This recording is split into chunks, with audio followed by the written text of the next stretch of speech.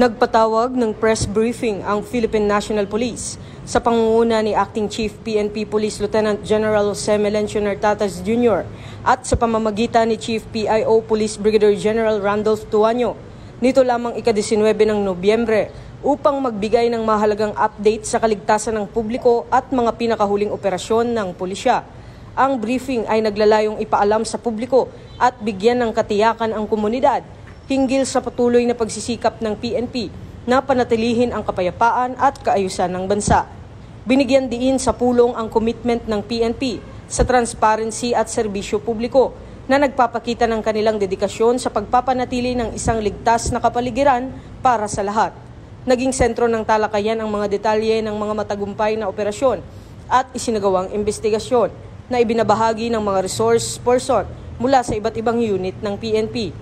Nagbigay ng mga partikular na ulat sina Police Lieutenant Marlon C. ng PIO PDEG na nagbabahagi ng mga update sa drug enforcement. Si Police Lieutenant Colonel Edison Uwanyo, Chief ng CIDU QCPD na nagdetalye ng mga kaso at operasyon, at si Police Major Jennifer Ganaban ng QCPD PIO.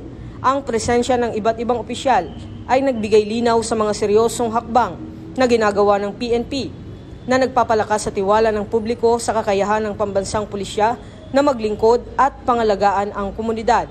Dahil ito ang bagong PNP para sa bagong Pilipinas, serbisyong mabilis, tapat at nararamdaman.